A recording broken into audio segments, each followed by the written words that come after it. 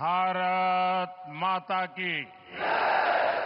भारत माता की। महाराष्ट्र के गवर्नर सीपी राधाकृष्णन जी, हमारे लोकप्रिय मुख्यमंत्री श्री एकनाथ शिंदे जी, केंद्रीय कैबिनेट में मेरे सहयोगी श्री राजीव रंजन सिंह जी, सर्बानंद सोनोवाल जी, महाराष्ट्र के उप मुख्यमंत्री देवेंद्र फडणवीस जी, अजित दादा पवार जी, केंद्रीय मंत्रिमंडल के मेरे अन्य सहयोगीगण, महाराष्ट्र सरकार के मंत्री, अन्य महानुभाव और मेरे प्यारे भाइयों एवं बहनों, आज संत सेनाजी महाराज यांची पुण्यतिथी।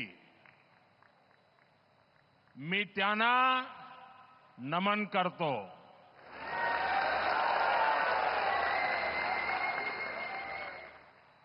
माझ्या सर्व लाडक्या बहिणी आणि लाडक्या भावांना तुमच्या या सेवकाचा नमस्कार।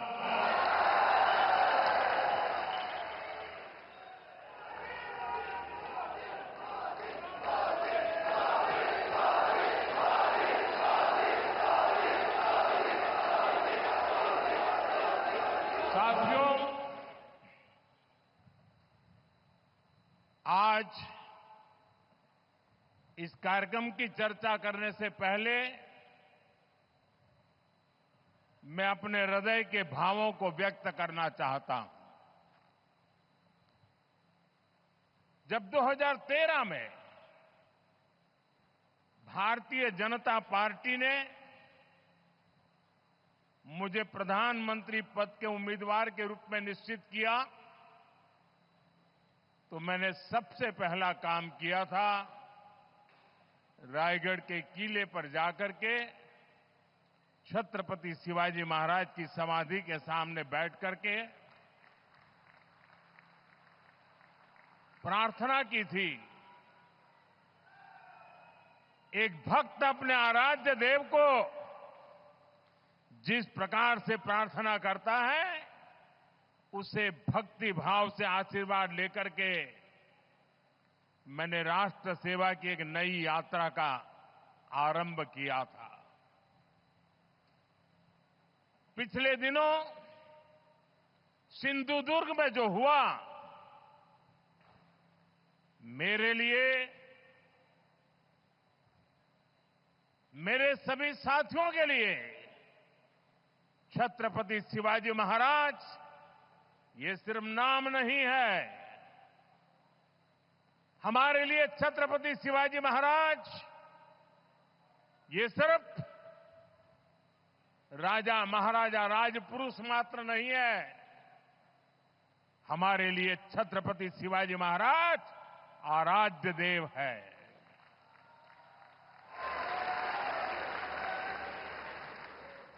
और मैं आज सर झुका करके मेरे आराध्य देव छत्रपति शिवाजी महाराज की उनके चरणों में मस्तक रख के माफी मांगता हूं।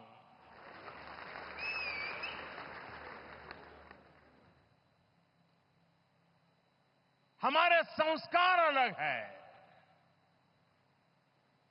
हम वो लोग नहीं हैं जो आए दिन भारत मां के महान सपूत, इसी धरती के लाल वीर सावरकर को अनाप शनाप गालियां देते रहते हैं, अपमानित करते रहते हैं, देशभक्तों की भावनाओं को कुचलते हैं। उसके बावजूद भी वीर सावरकर को गालियां देने के बावजूद भी माफी मांगने को जो तैयार नहीं है, अदालतों में जाकर के लड़ाई लड़ने को तैयार है, लेकिन इतने बड़े महान सपूत का अपमान करके जिनको पश्चाताप नहीं होता है, महाराष्ट्र की जनता उनके संस्कार को अब जान ले। और ये हमारे संस्कार है कि इस धरती पर आते ही आज मैंने पहला काम मेरे आराध्य देव छत्रपति शिवाजी महाराज में उनके चरणों में सर झुका करके क्षमा मांगने का कर रहा हूं। और इतना ही नहीं, जो लोग छत्रपति शिवाजी महाराज को अपने आराध्य देव मानते हैं, उनके दिल को जो गहरी चोट पहुंची है, मैं ऐसे आराध्य देव की पूजा करने वालों को भी, उनकी भी सर झुका करके क्षमा मांगता हूं। मेरे संस्कार अलग है। हमारे लिए हमारे आराध्य देव से बड़ा कुछ नहीं होता है। साथियों, आज का दिन महाराष्ट्र की विकास यात्रा का एक ऐतिहासिक दिन है। ये भारत की विकास यात्रा के लिए बहुत बड़ा दिन है। विकसित महाराष्ट्र, विकसित भारत के संकल्प का सबसे अहम हिस्सा है। इसलिए पिछले 10 वर्ष हो या अभी मेरी सरकार का तीसरा कार्यकाल, महाराष्ट्र की ये लगातार बड़े फैसले लिए गए हैं। महाराष्ट्र के पास विकास के लिए जरूरी सामर्थ्य भी है, संसाधन भी है। यहां समुद्र के तट भी है।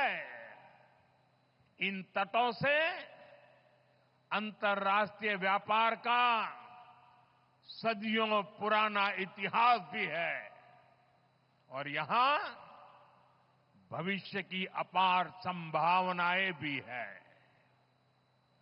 इन अवसरों का पूरा लाभ महाराष्ट्र को और देश को मिले, इसके लिए आज वाढवण पोर्ट की नींव रखी गई है। इस पोर्ट पर 76,000 करोड़ रुपए से ज्यादा खर्च किए जाएंगे। ये देश का सबसे बड़ा कंटेनर पोर्ट होगा। ये देश ही नहीं, दुनिया के सबसे गहरे पोर्ट में से एक महत्वपूर्ण पोर्ट होगा। आज देश के सभी कंटेनर पोर्ट से जितने कंटेनर आते जाते हैं, पूरे देश के टोटल की मैं बात कर रहा हूं, आज जितने टोटल आते जाते हैं उससे ज्यादा कंटेनर का काम अकेले वाढवण पोर्ट पर होने वाला है। आप अंदाज लगा सकते हैं, ये पोर्ट महाराष्ट्र और देश के व्यापार का, औद्योगिक प्रगति का कितना बड़ा केंद्र बनेगा। इस क्षेत्र की पहचान अब तक प्राचीन किलों यानी फोर्ट से होती थी, अब इस क्षेत्र की पहचान आधुनिक पोर्ट से भी हुआ करेगी। मैं पालघर के लोगों को,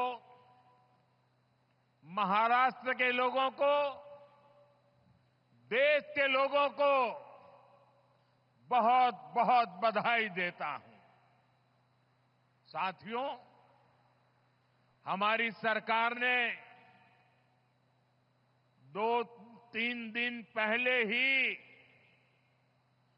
दीघी पोर्ट औद्योगिक क्षेत्र के विकास को भी मंजूरी दे दी है। यानी ये महाराष्ट्र के लोगों के लिए डबल खुशखबरी है। ये औद्योगिक क्षेत्र छत्रपति शिवाजी महाराज की राजधानी रायगढ़ में विकसित होने वाला है। इसलिए ये महाराष्ट्र की पहचान का, छत्रपति शिवाजी महाराज के सपनों का भी प्रतीक बनेगा। दीघी पोर्ट औद्योगिक क्षेत्र से पर्यटन और इको रिसोर्ट को भी बढ़ावा मिलेगा। साथियों, आज यहां मच्छीमार भाई बहनों के लिए भी 700 करोड़ रुपए से ज्यादा की विकास परियोजनाओं का शिलान्यास किया गया है। देश की अलग अलग जगहों पर 400 करोड़ रुपए से ज्यादा की परियोजनाओं का उद्घाटन भी यहीं से हुआ है। इन सब प्रोजेक्ट्स के लिए भी अपने मछुआरे भाई बहनों को, आप सभी साथियों को बधाई देता हूं। वाढवण पोर्ट हो, दीघी पोर्ट इंडस्ट्रियल एरिया का विकास हो, फिशरीज की योजनाएं हो, इतने बड़े बड़े काम माता महालक्ष्मी देवी, माता जीवदानी और भगवान तुंगारेश्वर के आशीर्वाद से ही हो रहे हैं।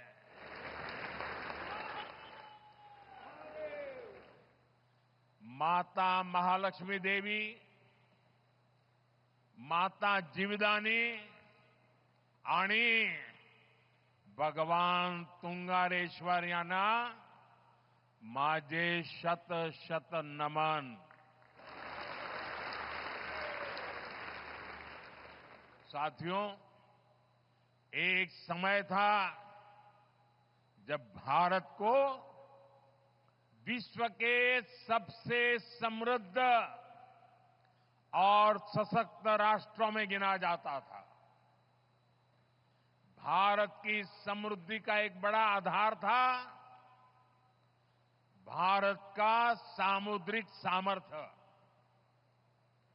हमारी इस ताकत को महाराष्ट्र से बेहतर और कौन जानेगा।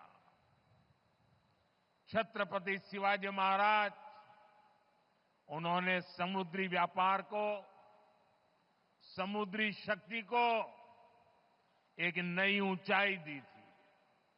उन्होंने नई नीतियां बनाई, देश की प्रगति के लिए फैसले लिए।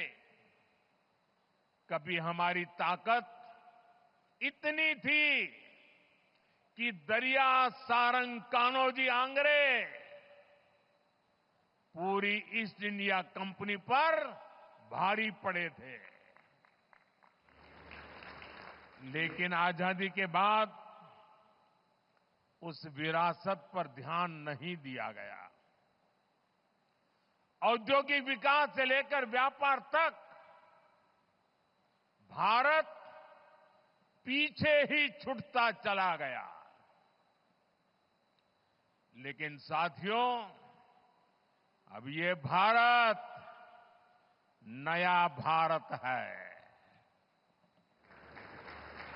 नया भारत इतिहास से सबक लेता है। नया भारत अपने सामर्थ्य को पहचानता है। नया भारत अपने गौरव को पहचानता है। गुलामी की बेड़ियों के हर निशान को पीछे छोड़ते हुए नया भारत समुद्री इंफ्रास्ट्रक्चर में मिल के नए पत्थर लगा रहा है। साथियों,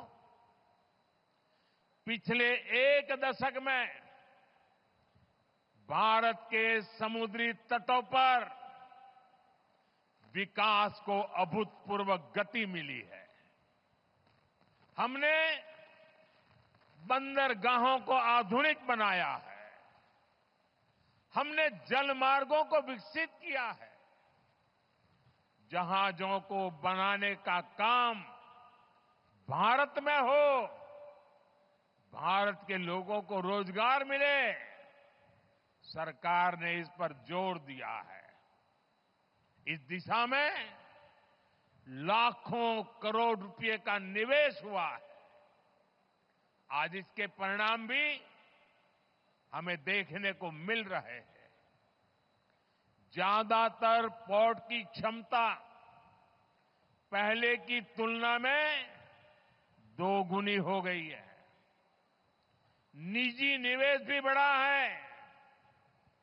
जहाजों के आने जाने के समय में भी कमी आई है। इसका लाभ किसे मिल रहा है? हमारे उद्योगों, हमारे व्यापारियों, जिनकी लागत कम हुई है। इसका लाभ हमारे युवाओं को मिल रहा है, जिन्हें नए अवसर मिल रहे हैं।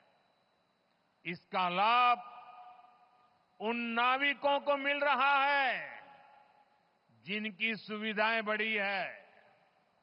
साथियों, आज वाढवण पोर्ट पर पूरी दुनिया की नजर है।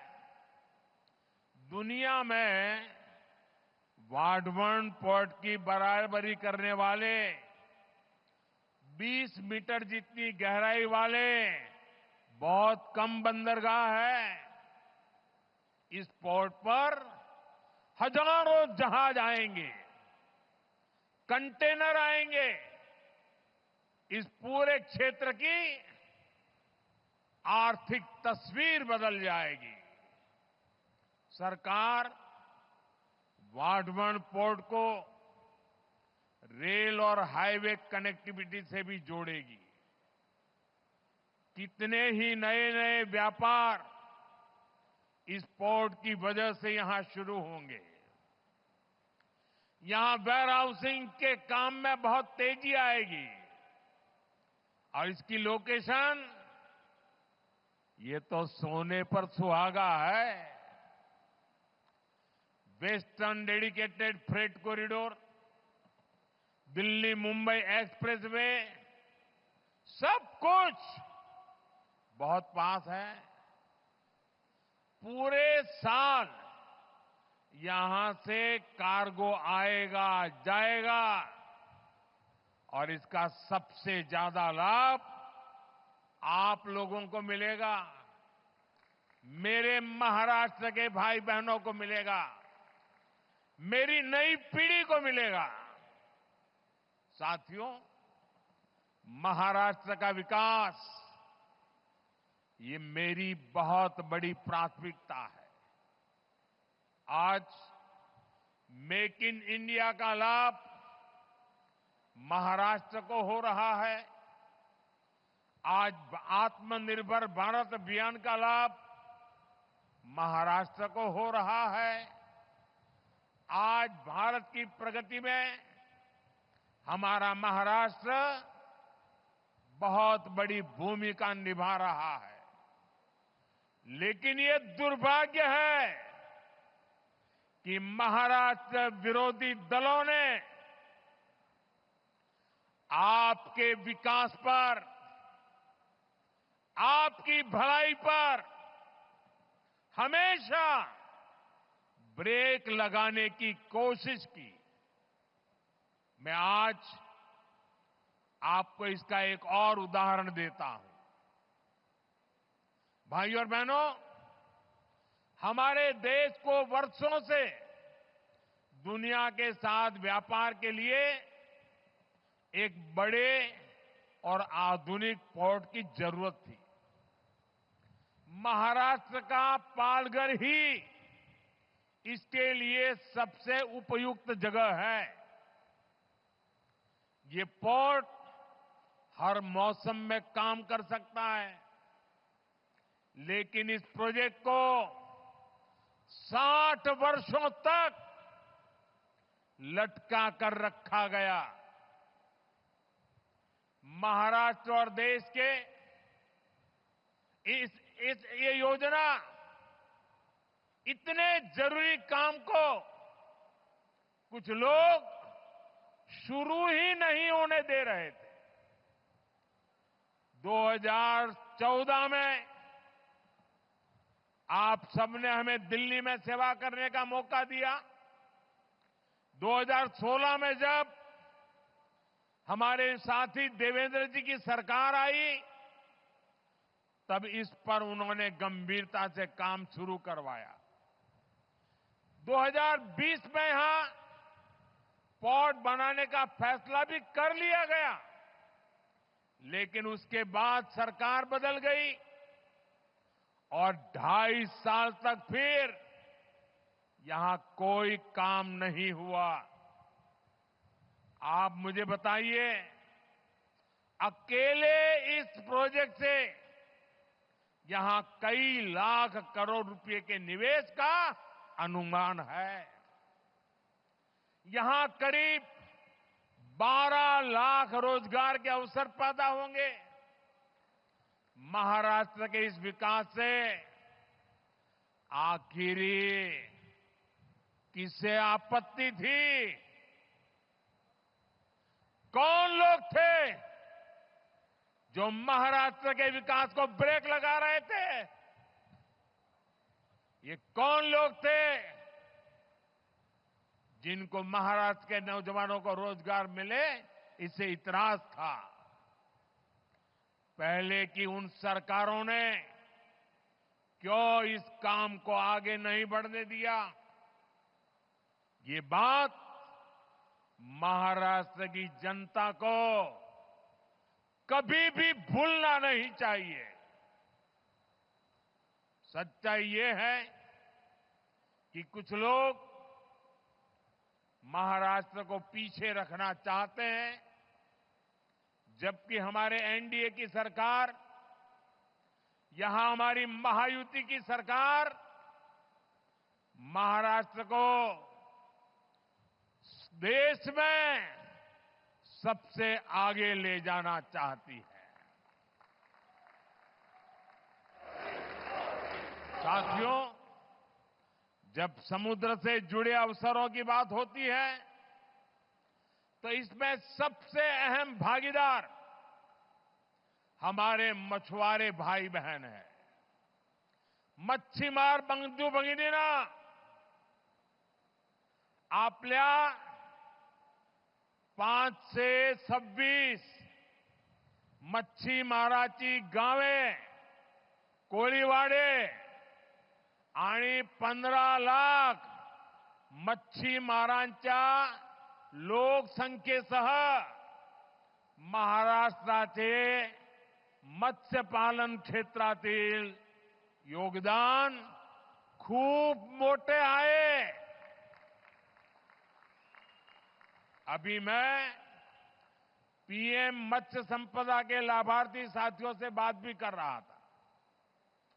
इनके परिश्रम से 10 वर्षों में कैसे इस सेक्टर की तस्वीर बदली है, कैसे देश की योजनाओं से, सरकार के सेवा भाव से करोड़ों मछुआरों का जीवन बदल रहा है। ये आज हमें देखने को मिल रहा है। आपकी मेहनत ने कितना कमाल किया है, ये जानकर आपको भी खुशी होगी। आज भारत दुनिया का दूसरा सबसे बड़ा मछली उत्पादक देश बन गया है। 2014 में देश में 80 लाख टन मछली का ही उत्पादन होता था। आज करीब करीब 170 लाख टन मछली का उत्पादन भारत कर रहा है।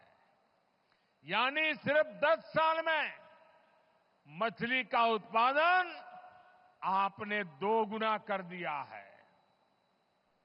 आज भारत का सी फूड निर्यात भी तेजी से बढ़ रहा है।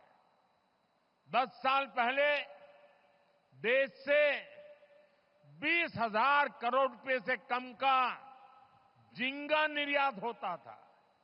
आज 40,000 करोड़ रुपए से ज्यादा की झींगा निर्यात होता है। यानी झींगा का निर्यात भी आज 2 गुने से ज्यादा हो गया है। हमने जो ब्लू रिवॉल्यूशन स्कीम शुरू की थी, उसकी सफलता चारों तरफ दिख रही है। इस योजना से रोजगार के लाखों नए अवसर तैयार हुए हैं।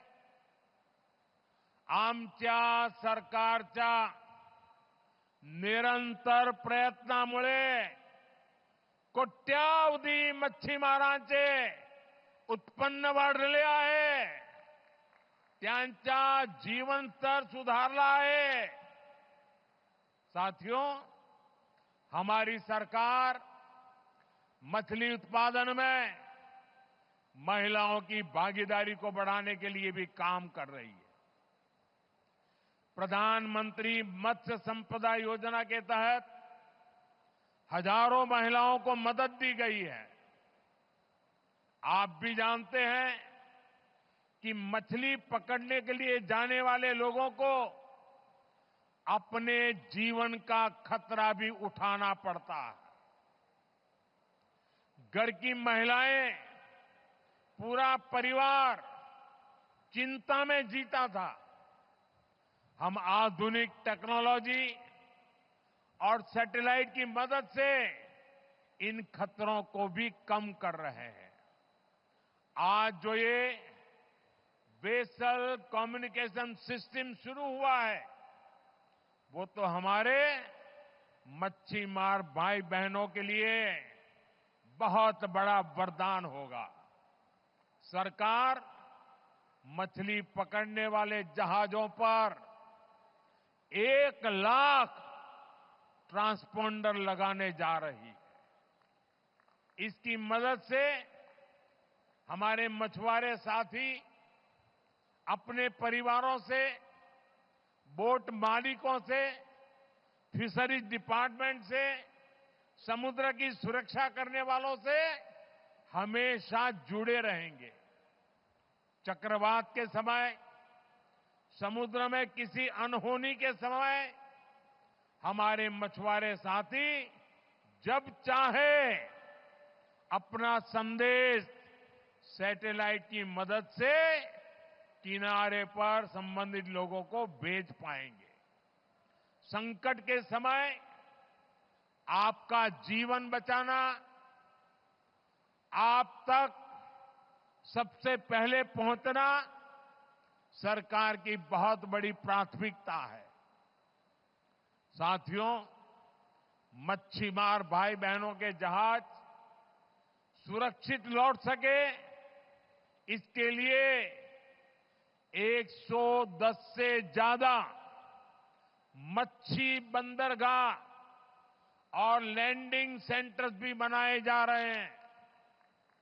कोल्ड चेन हो, प्रोसेसिंग की व्यवस्था हो, नाव के लिए लोन की योजना हो या पीएम मत्स्य संपदा योजना हो, ये सारी योजनाएं मच्छीमार भाई बहनों के हित के लिए ही बनाई गई है।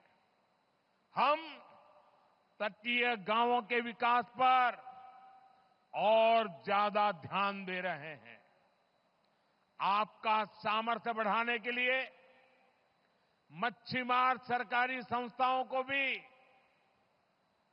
सहकारी संस्थाओं को भी मजबूत बनाया जा रहा है। साथियों, पिछड़ों के लिए काम करना हो या वंचितों को अवसर देना हो, बीजेपी और एनडीए सरकारों ने पूरे समर्पण भाव और ईमानदारी से काम किया है।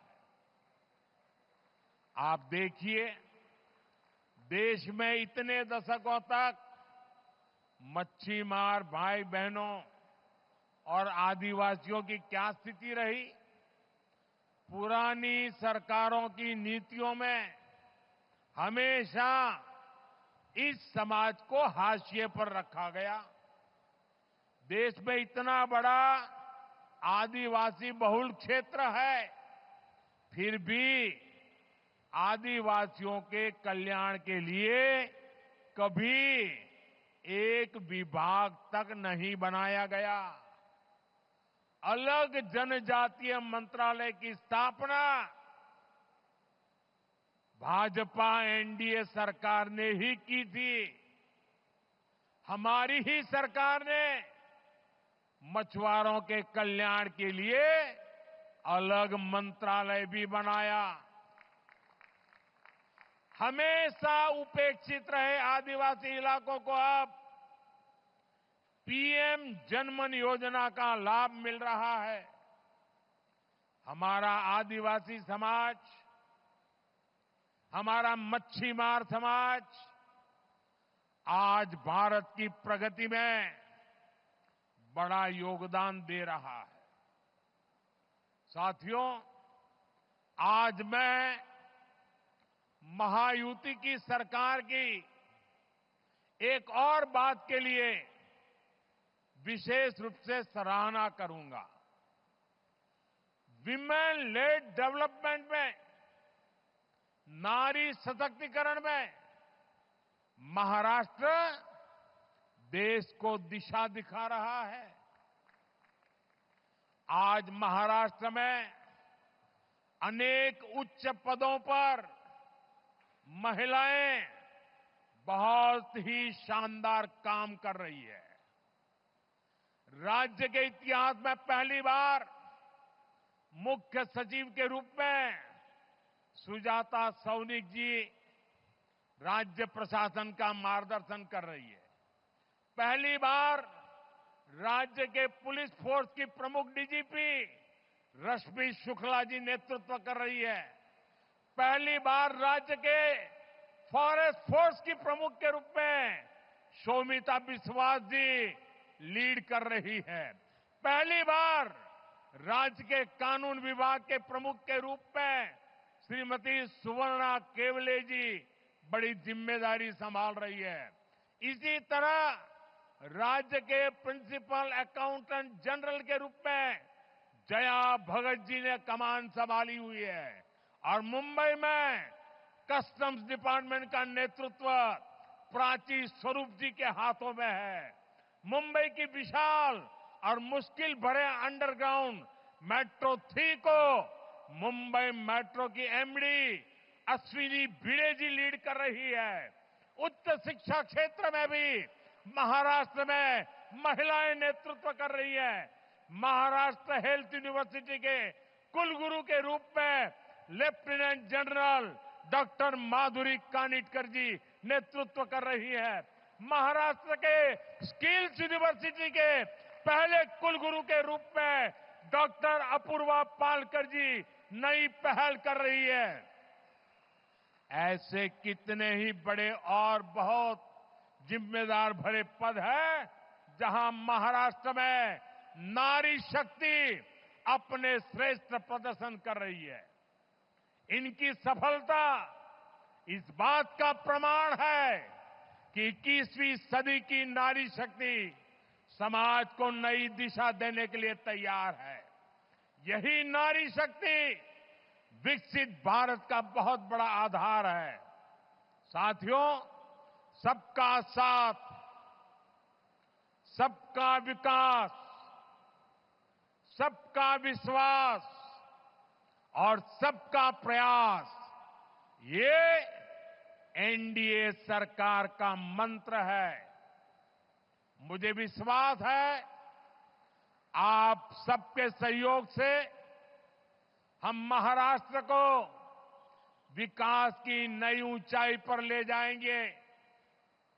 आप महायुति सरकार पर अपना आशीर्वाद बनाए रखिए। एक बार फिर आप सभी को देश के सबसे बड़े पोर्ट के लिए, अनेक अनेक मच्छीमार भाइयों के लिए, योजनाओं के लिए अनेक अनेक शुभकामनाएं देता हूं, बधाई देता हूं। मेरे साथ बोलिए भारत माता की। दोनों हाथ ऊपर करके पूरी ताकत से बोलिए भारत माता की। आज आपके साथ समंदर की हर लहरें भी अपना सूर जोड़ रही है।